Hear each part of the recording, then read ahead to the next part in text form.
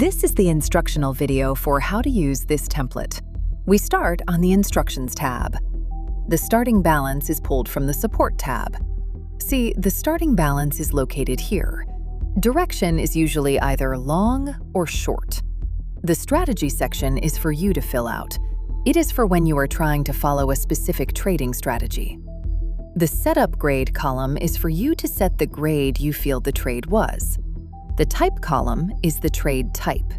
This can be a future, option, stock, or margin, whatever kind of trade you are currently executing. The Asset Trade column is simply the assets you are trading. You put the stock or crypto ticker here. The Planned column is just for your reference on whether the trade was planned or not. For example, if it hit your stop loss, then that might not have been a planned trade, but it was executed anyway. The Emotions column is designed for you to select your emotional status as you are making the trade. This is good to track so you can start making better decisions during emotional times that you are finding are not the best emotion during trades. If you notice that you make a lot of bad trades when you are angry or greedy, keep track of that and try not to open or close trades right then. In the Database tab, you will notice there are blue, white, and orange columns. The blue ones are ones that you fill in. The white columns are predefined based on the info you put into the Support tab. You click the box and it will allow you to select a predefined value that is available. Finally, the orange columns are auto-calculated and will autofill based on the previous data filled in from the previous columns. Under Date Opened, you will insert the date here. Double-click the box and select the date of the trade. You can then fill in the time opened. You can fill in all of the rest of the columns in white by selecting the correct info from the drop-down menus.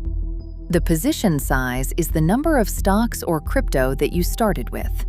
The entry price is the stock/crypto price at the time the trade was first executed. The stop loss is here if you use a stop loss. The time closed and date closed are filled in when you close your position. The exit price is the exact price of the stock or crypto when you closed the trade. The P&L is auto-calculated based on your open and close pricing to show how well you did on the trade. The execution score is for you to decide how well you think you did on your execution of the trade. The Was Planned column is to be filled in so you can keep track if your trade was executed by you, or if it might have hit your stop loss or take profit.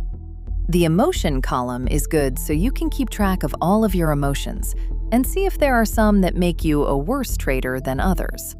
Mindset score is also a part of your emotions, so you can see how you rate your mindset during that trade.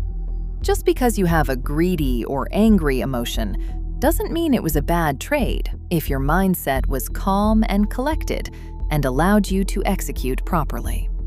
The Running Balance column keeps a calculation of all of your trades to give you a current, up-to-date profit or loss based on the entire history of your trading journal entries. This is also used for the graphs in the Dashboard tab. At the top, you can select the month and year that you want the data to show for. The top left graphs for the Running Balance are both for the all time period, so it shows all data in the database, not just for the time period selected. The Moods pie chart also shows all-time data, not just the selected time period. Under the Date selection, the 4 boxes that show the total P&L, current balance, total trades, and total wins are for the selected time period. The Win and Loss Monthly shows exactly that. It is how many trades were wins versus losses, and broken down on a monthly basis for the year that is selected in the Date dropdown. Just to the right of it shows the pie chart on how many of your trades were planned versus unplanned. The Mindset score shows the data based on the month time period selected. The P&L versus Direction shows the data for the selected month. At the bottom right, the P&L for Assets shows how you did for each asset during the month that is selected. The win percent shows your wins versus losses for the selected month. Under that is the strategy counts for the selected month. This tells how many times you used a certain strategy during that time period. Lastly, in the Calendar tab, you can see by the graph how the P&L is trending for the month. It will tell you the net change in total for the month at the top, and each day will show how you did for that given day.